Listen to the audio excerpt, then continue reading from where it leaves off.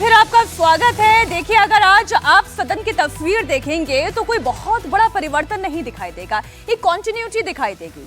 प्रधानमंत्री नरेंद्र मोदी ही हैं, गृह मंत्री अमित शाह ही हैं, रक्षा मंत्री राजनाथ सिंह ही हैं, वित्त मंत्री निर्मला सीतारमण ही हैं, विदेश मंत्री की बात की जाए तो वहां पर भी कोई परिवर्तन नहीं हुआ। और अब बात लोकसभा स्पीकर की आए तो स्पीकर के तौर पर भी ओम बिरला का आज चुनाव हो चुका है। तो फ्लोर मैनेजमेंट के लिहाज से अगर आप कहिएगा और देखिएगा तो नरेंद्र मोदी के तौर तरीकों में, उनके मैनेजमेंट में एक कॉन्टिन्यूटी दिखाई दे रही है। और वहीं दूसरी तरफ है राहुल गांधी जो अब तक किसी भी संवैधानिक पद की जिम्मेदारी निभाने से पीछे हट रहे थे, लेकिन इस बार वो लीडर ऑफ ऑपोजिशन के रोल में नजर आ रहे हैं। इस बार उनके पास जिम्मेदारी बड़ी है और जिम्मेदारी कड़ी भी है। तो किस तरह से ये दोनों फ्लोर मैनेजमेंट काम करने जा रहा है, हम इस पर चर्चा करें। उससे पहले आज प्रधानमंत्री नरेंद्र मोदी ने ओम बिरला के चुने जाने के बाद जो बातें कही हैं वो आपके सामने रख देती हूं। I now put the motion moved by Sri Narendra Modi and seconded by Sri Rajnath Singh to the vote of the House. The question is that Sri Om Birla 18वीं Lok Sabha में स्पीकर का कार्यभार दूसरी बार संभालना ये अपने आप में एक बड़ा नया रिकॉर्ड बनते हम देख रहे हैं। श्री बलराम जाखड़ जी वो पहले ऐसे अध्यक्ष थे जिन्होंने 5 साल कार्यकाल पूरा करके फिर दोबारा उनको स्पीकर बनने का अवसर मिला था। उसके बाद आप हैं जिन्हें 5 साल पूर्ण करने के बाद दोबारा इस पद पर आसीन होने का अवसर मिला। गत 20 साल का एक ऐसा कालखंड रहा है कि ज़्यादातर स्पीकर या तो उसके बाद चुनाव नहीं लड़े हैं या तो जीत करके नहीं आए हैं। आप समझ सकते हैं कि स्पीकर का काम कितना कठिन है कि उसके लिए दोबारा जीतना मुश्किल हो जाता है, लेकिन आप जीत करके आए हैं, इसके लिए एक नया इतिहास आपने गढ़ा। आदरणीय अध्यक्ष जी, इस सदन में ज़्यादातर हमारे सभी माननीय सांसद आपसे परिचित हैं, आपके जीवन से भी परिचित हैं। और पिछली बार मैंने इस सदन में आपके संबंध में काफ़ी कुछ बातें रखी भी थी और मैं आज उसको दोहराना नहीं चाहता हूं, लेकिन मैं एक सांसद के रूप में और हम सभी सांसद के रूप में आप जिस प्रकार से एक सांसद के नाते काम करते हैं, ये भी जानने योग्य है और बहुत कुछ सीखने योग्य है। मुझे विश्वास है कि आपकी कार्यशैली एज ए सांसद भी हमारे जो फर्स्ट टाइमर सांसद हैं, हमारे युवा सांसद हैं, उनको जरूर प्रेरणा देगी। प्रधानमंत्री नरेंद्र मोदी को जब आप सुन रहे थे, राहुल जी एक बात बड़ी क्लियर उन्होंने बोली कि आप जीत कर आए हैं। उन्होंने मतलब एक मैसेज देने की विपक्ष को कोशिश की है कि यहां पर सर्वसम्मति से बात हो सकती थी। विपक्ष ये जानता था कि वो एक हारी हुई लड़ाई लड़ रहा है, परसेप्शन के लिए ही सही। अगर परसेप्शन भी बनाना था तो एक बड़ा कॉन्सेंसस वहां पे उस फ्रंट पर हो सकता था, लेकिन नहीं हो पाया। टीएमसी को फोन करना पड़ा, राहुल गांधी को उन्हें मनाना पड़ा। शरद पवार, सुप्रिया सुले आखिरी दम तक ये नहीं कह रहे थे कि वो क्या करने जा रहे हैं। देखिए, विपक्ष में तो इस बात को लेकर थोड़ी चर्चा हुई ही कि किस तरह से लास्ट मिनट पर कांग्रेस ने बिना जो बाकी जो घटक दल थे, उनके साथी लोग थे, उनको कांग्रेस ने बिना बताए जो है अनाउंस कर दिया कि ये व्यक्ति जो हैं हमारे स्पीकर पद के उम्मीदवार होंगे या ये उनके सामने खड़े होंगे। और दूसरी तरफ देखिए, ये बात भी बिल्कुल साफ थी कि अगर विपक्ष इस कॉन्टेस्ट में जाता है, स्पीकर के या चुनाव में जाता है, तो विपक्ष की हार होगी। ये बिल्कुल साफ था।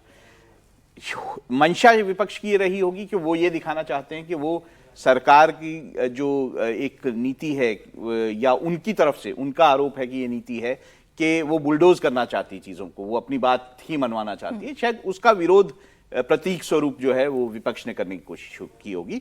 लेकिन प्रधानमंत्री ने उनको ये भी बताया, ये भी याद दिलाया कि भाई ओम बिरला जो हैं वो जीत के आए हुए सांसद हैं और वो जो हैं पहले स्पीकर रह चुके हैं और जो है ओम बिरला जो है एक सही व्यक्ति हैं इस पद के लिए। ये सब कुछ याद दिलाने की कोशिश की और अगर ये भी विपक्ष को याद दिलाने की कोशिश की कि इस कॉन्टेस्ट के बावजूद जो है वो ओम बिरला ही स्पीकर होंगे क्योंकि जो सत्ता पक्ष है उसके पास नंबर है। ठीक वैसे ही जैसे हर्षवर्धन जी राहुल गांधी ने याद दिलाने की कोशिश की कि स्पीकर का जो पद है वो केवल सत्ता पक्ष के लिए नहीं बल्कि विपक्ष के भी सांसदों को सुनने की जरूरत है। इंडिया की आवाज, लोकतंत्र की आवाज जो है वो सुनी जानी चाहिए, वो भी तो याद दिला रहे थे। नहीं, निश्चित तौर पर, और इसमें कोई बुराई भी नहीं है। आप राजनीतिक दल के तौर पर चुनाव जीत कर वहां पहुंचे हैं, जिस तरह से जनता का आदेश मिला है वो मैंडेट बहुत साफ कह रहा है कि आपकी ताकत जनता ने इसीलिए दी है कि आप उनके मुद्दों को उठाएं। राहुल गांधी विपक्ष के नेता के तौर पर, और प्रोफेसर साहब ने कहा कि बड़े भले लग रहे थे, तो भले तो हर कोई लगते हैं, उनका स्टेटमेंट भी आज बहुत मैच्योर था। अंतिम क्या होता है, एक्शन, वो जो है ना वो सबसे जरूरी होता है कि वो कैसे है। तो अभी तो भले लग रहे थे, वो आज की जो रस्मी थी वो कार्रवाई थी वो, लेकिन अब उसके आगे क्या होगा। जब सदन शुरू हुआ तो विपक्ष हल्ले हंगामे के साथ शुरू होता है, प्रोटेम स्पीकर पर सवाल खड़ा करता है, स्पीकर का चुनाव हो जाता है, संविधान की कॉपी लहराते हुए पहुंचते हैं, संविधान के साथ शपथ लेते हैं, जबकि वो ये भूल गए कि उसको हाथ में लेने की आवश्यकता ही नहीं, सारे जो मेंबर ऑफ पार्लियामेंट होते हैं वो सब के सब संविधान की ही शपथ लेते हैं। लेकिन वो अच्छा दृश्य था, अच्छा चित्र था। हालांकि अब उसके आगे अखिलेश यादव ने क्या कहा, राहुल गांधी ने भी अपनी बात में क्या कहा, और जब जो रेजोल्यूशन आया है जिसको हम बार बार ये कह रहे हैं कि आगे कहां जाएगा, जो मौन रखकर और वो कल तक के लिए स्थगित हो गई, क्या इसके बाद ये लोकसभा जिस तरह से चलेगी उसका संकेत नहीं मिल रहा है? बहुत साफ संकेत है। दोनों अपनी अपनी जगह पर खड़े हैं, दोनों ये कोशिश करेंगे, क्योंकि राहुल गांधी लगातार कह रहे हैं कि हमने नरेंद्र मोदी की छवि तोड़ दी, फाड़ दी, एकदम से गुब्बारा जो था उसको खत्म कर दिया। और आज दोनों साथ साथ भी दिख रहे हैं। उतनी देर के लिए वो रस्मी है, लेकिन इसका एक दूसरा, और अब बार बार एक दूसरे को देखते भी रहना होगा। जब आप लीडर ऑफ अपोजिशन के तौर पर एक साथ दिखेंगे तो शायद दोनों को यह समझ में आए कि हमें लोकतंत्र की गाड़ी चलाने के लिए दोनों को दो पहिए की तरह चलना पड़ेगा। स्पीकर की भी उसमें महत्वपूर्ण भूमिका होगी। अब क्या उस तरह से चलेगी, या फिर हम देखेंगे कि सिर्फ रस्मी जो कार्रवाई होगी उस वक्त तो लीडर और लीडर ऑफ अपोजिशन ये दोनों दिखेंगे, उसके बाद फिर अपनी अपनी राजनीति के तौर पर चलेंगे। शायद ये होता हुआ दिखेगा। समीर जी, आप कुछ कहना चाह रहे हैं? मैं कह रहा हूँ राहुल गांधी ने विपक्ष के नेता बन गए। राहुल गांधी की मदर भी विपक्षी नेता सोनिया गांधी रही है, पिता भी राजीव गांधी विपक्ष के नेता रहे हैं। हालांकि पिता तो बहुत, क्या कहना चाह रहे, आने वाले समय में प्रधानमंत्री बनने के चांस है? नहीं, मैं ये नहीं, मैं ये कहना चाह रहा हूं कि उनके मदर ने जिस तरीके से विपक्ष के नेता की भूमिका निभाई थी, बहुत अच्छी भूमिका सोनिया गांधी ने निभाई थी। विपक्ष में उनका बहुत अच्छा सामंजस्य उन्होंने बना के रखा था। तो मुझे लगता है कि राहुल गांधी को देखना भी चाहिए कि किस तरीके से उनकी मदर जब विपक्षी नेता थी लोकसभा में तो कैसे विपक्षी दलों को साथ लेकर चलती थी। राहुल गांधी को अपनी माँ का कार्यकाल भी देखना चाहिए। हालांकि पिता का कार्यकाल बहुत छोटा रहा है, लेकिन राहुल गांधी एक लंबा समय संसद में रहा है। हालांकि सोनिया गांधी का उतना समय सांसद में नहीं हुआ था तो विपक्ष नेता की जिम्मेदारी ली थी। राहुल गांधी 2004 से सांसद रहे और अब 2024 में जाकर 20 साल बाद विपक्ष नेता बन रहे हैं। थोड़ा आसान सा एक सवाल आपसे पूछती हूँ कि आज विपक्ष के नेता के तौर पर आज पहले दिन में वो असरदार दिख रहे थे, उनका स्टेटमेंट असरदार था। देखिए, अभी देखा जाए तो अभी लोकसभा शुरू नहीं हुई, आज तो लोकसभा स्पीकर का चुनाव था, तो इस समय विपक्ष के जो लीडर्स भी होते हैं वो भी एक बहुत सामंजस्य बनाने की कोशिश करते हैं। जो चुन गए उनकी आपको तारीफ करना ही पड़ेगी। मुझे लगता है कि उन्होंने आज अंग्रेजी में भाषण दिया वो ज्यादा ठीक रहा, क्योंकि हिंदी में वो बहुत कंफर्टेबल नहीं रहते हैं और शब्दों का चयन वो समझ नहीं पाते हिंदी बोलते समय, तो जिसके कारण कई बार विवाद खड़ा हो जाता है। भले उनका इंटेंशन गलत नहीं होगा। को तो उन्होंने कांग्रेचुलेट किया, लेकिन आज एक मौका था रागी साहब की वो जो है प्रधानमंत्री मोदी को भी कांग्रेचुलेट कर दें, आज उन्होंने कांग्रेचुलेट नहीं किया। देखिए, ये तो हम लोग शुरू से ये बात कह रहे थे कि कायदे से जब प्रधानमंत्री मोदी प्रधानमंत्री बने तो वाकई उनको कम से कम विपक्ष के तरफ से जितना बधाई संदेश आना चाहिए था, न तो अखिलेश यादव की तरफ से बधाई संदेश आया, न ममता बनर्जी ने बधाई संदेश दिया। उसके ठीक उल्टा बधाई संदेश के समय जो है वो ममता बनर्जी डार्क रूम में अपने शायद चली गई थी बंगाल में, अपना बिजली का बल्ब ऑफ कर लिया था, ऐसा सुनने में आया है। अब सच्चाई क्या है भगवान जानता है। लेकिन ये सब जो चीज़ें हैं ये संसदीय सामान्य लोकतांत्रिक शिष्टाचार हैं। इससे करने से राहुल गांधी का कद बड़ा हो जाता, राहुल गांधी का कद छोटा नहीं होता, या किसी का भी। यदि अभी भी जो है, मैं आने वाले दिनों में यदि राहुल गांधी यदि यंग तुर्क की भूमिका में रहेंगे तो मुझे लगता है कि उनका कद बड़ा नहीं होगा। लेकिन वाकई यदि संवेदनशीलता के साथ, गंभीरता के साथ, जिम्मेदारी के साथ यदि वो अपने संसदीय दायित्वों का और ख़ास करके विपक्ष के दायित्वों का यदि वो निर्वाह करते हैं, और जिसमें वो सामान्य शिष्टाचार का भी है, मान लेते हैं आपसे कोई प्रधानमंत्री बड़े हैं तो उनको आप नमस्कार करने से आप छोटे नहीं हो जाते हैं। यदि गृह मंत्री हैं उनको यदि आप नमस्कार कर लेते हैं तो उससे आप छोटे नहीं हो जाते हैं।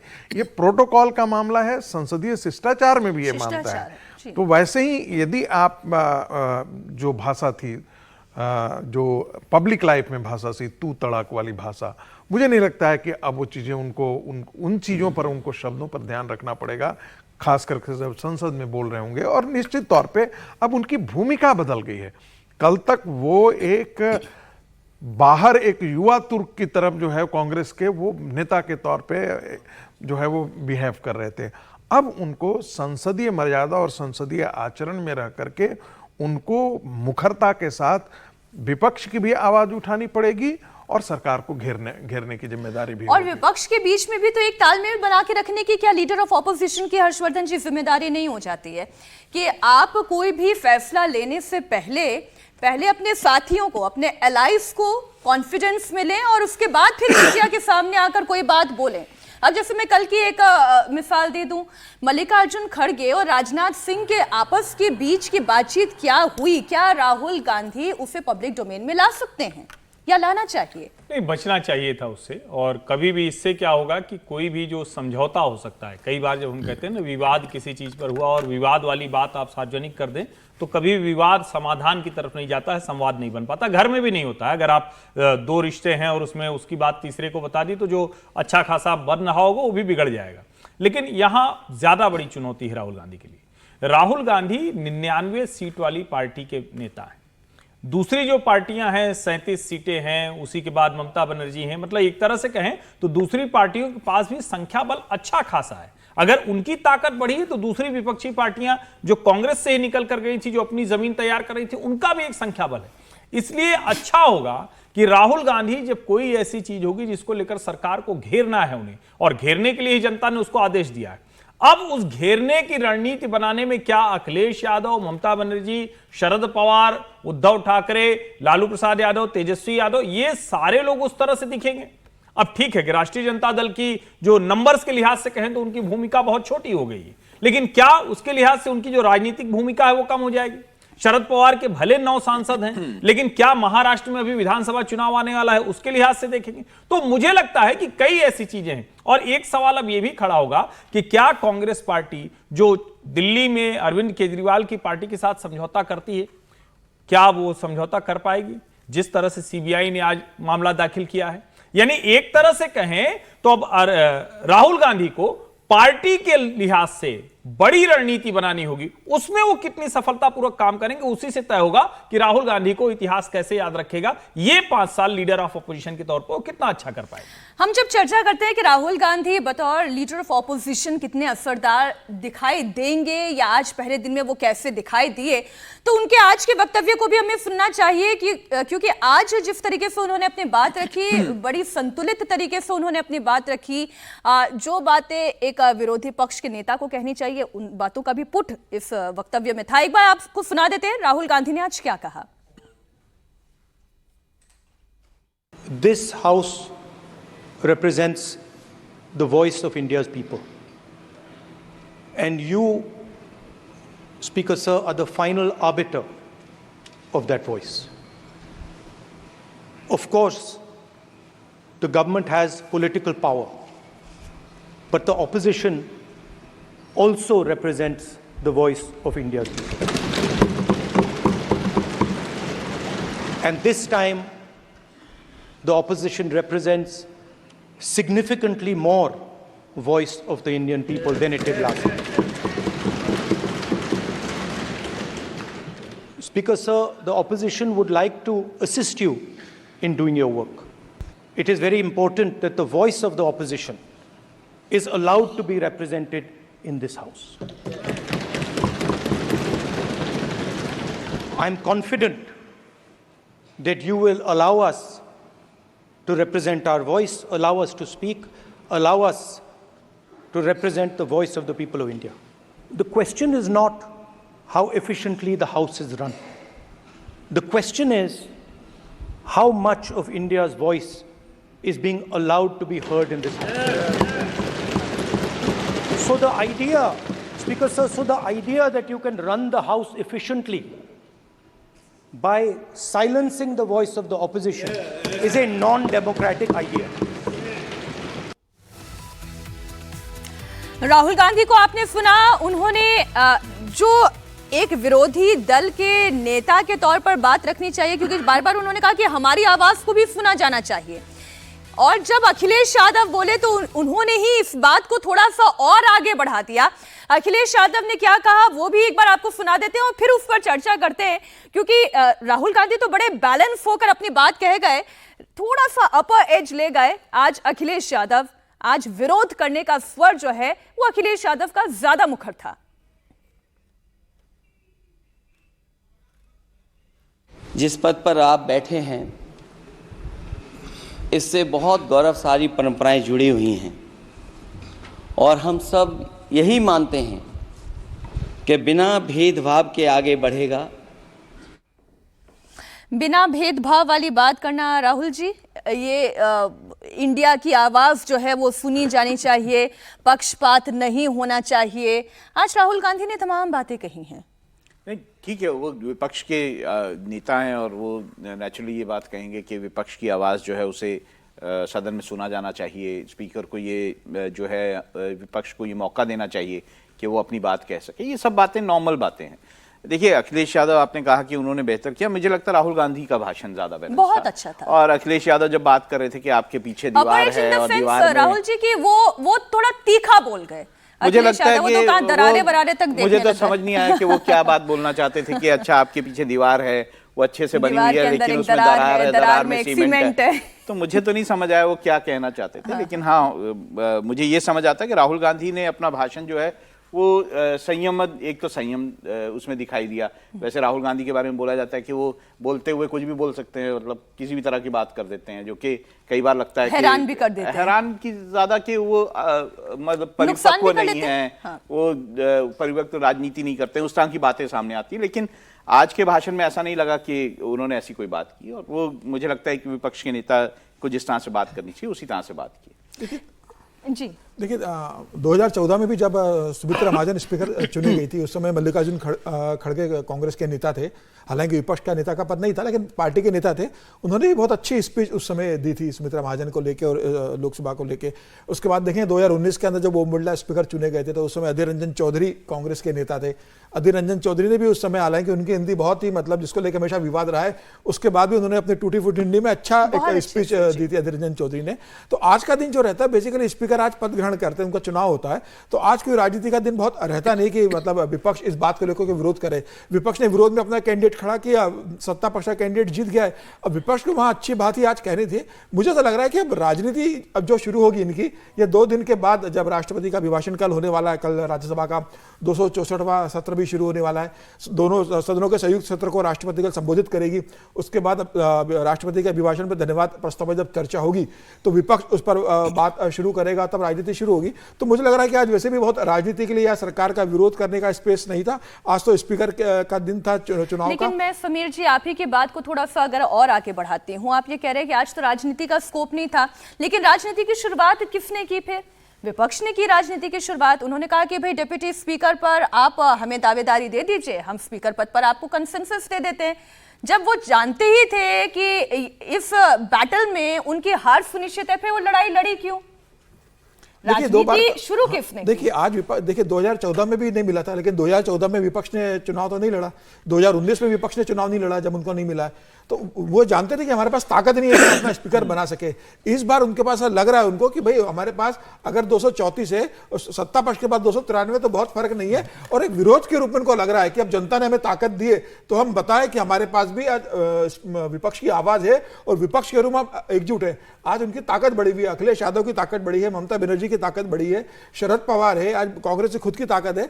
तो मुझे लग रहा है वे सत्ता पक्ष को बताना चाहते थे कि भाई अब हम इतने कमजोर नहीं है कि आप जो चाहोगे वो कर लोगे, हम कम से कम इस स्थिति में है कि अपना कैंडिडेट उतार सकते हैं, कैंडिडेट उतार सकते हैं, लेकिन फिर भी रागी जी आज उन्होंने डिवीजन ऑफ वोट नहीं मांगा। मैं यही कहना चाहता था कि विपक्ष को इस बात का एहसास था कि वो अंदर से कमजोर हैं, वो जानते थे अच्छी तरीके से कि वो किसी भी हालत में जीत नहीं सकते थे। ये एक प्रतीकात्मक था, और मुझे ऐसा लगता है कि बेशक ये बात न्यूज स्टोरी चलाई जा रही हो कि ममता बनर्जी ने हाँ कह दिया है कि हम विपक्षी उम्मीदवार को समर्थन देंगे, लेकिन कहीं ना कहीं असहमति का स्वर था, और यही कारण है कि विपक्ष जो है वो डिवीजन के लिए नहीं मांगा। क्योंकि आज यदि डिवीजन के लिए मांग देता विपक्ष, और वाकई यदि मान लेते हैं कि भारतीय जनता पार्टी के गठबंधन को आज 307 या 310 हो जाता, तब फिर एक हमेशा यही बात होती कि देखिए फिर वो मोरल उनका टूट जाता। जो अभी जो जीत की मुद्रा में विपक्ष हारते हुए जो जीत की मुद्रा में है, वो फिर हार की मुद्रा उनके यहाँ से शुरू हो जाती। और मान लेते हैं यदि भारतीय जनता पार्टी का गठबंधन में कुछ उलट पुलट फिर होता तो भारतीय जनता पार्टी के लिए गठबंधन कठिन हो जाता। लेकिन ये विपक्ष अच्छी तरीके से जान रहा था कि उनके पास संख्या बल नहीं है, इसीलिए उन्होंने डिवीजन के लिए नहीं ये प्रेस किया कि डिवीजन आप करा दीजिए। और दूसरी बात, राजनीति तो देखिए संसद है तो वहां पर लोकसभा है तो राजनीति तो होगी ही। ये तो मत मानिए कि सब गेरुआ वस्त्र वहां पर पहन करके और आश्रम की भावना से वहां पर काम करने आए हैं। आपने देखा कि नहीं, आज संसद में एक बार चुन लिए गए, चुनने के बाद स्पीकर का जो संदेश है जो सदन के लिए, जो जिसे हम लोग अभी भी कह रहे हैं कि वो रेजोल्यूशन है या क्या है, वो अपने आप में कांग्रेस पार्टी की सारी बखिया उघेड़ देता है। और स्वाभाविक है कि इस संदेश के बाद कांग्रेस पार्टी तो निश्चित तौर पर प्रतिक्रिया के मूड में होगी कि भाई देखिए, जैसे कहते हैं ना, सिर मुड़ाए ओला पड़ना, वही हालत है। सदन की शुरुआत हो रही है, तस्वीर देखना सदन की शुरुआत हो रही है और वहीं पर कांग्रेस पार्टी हंगामा कर रही है। मैं तस्वीर देखना चाह रही थी कि कौन कौन से सांसद इस हंगामे में शामिल हैं। क्या समाजवादी पार्टी के सांसद भी इस हंगामे में शामिल हैं? क्या आरजेडी के सांसद भी इस हंगामे में शामिल है? क्या वो भी आपातकाल पर लाए गए ओम बिरला जी के स्पीकर की बात पर वो हंगामा कर रहे हैं या उसका साथ दे रहे हैं? आम आदमी पार्टी, सब आरजेडी, कई ऐसी पार्टियां हैं, एक्सक्लूडिंग कांग्रेस हम बोलते हैं, एक्सक्लूडिंग कांग्रेस। बिल्कुल। हमें एक छोटे से ब्रेक के लिए यहाँ पर रुकना होगा। संसद में आज अखिलेश यादव खुलकर बोले, कैसे अपने इरादे उन्होंने क्लियर कर दिए।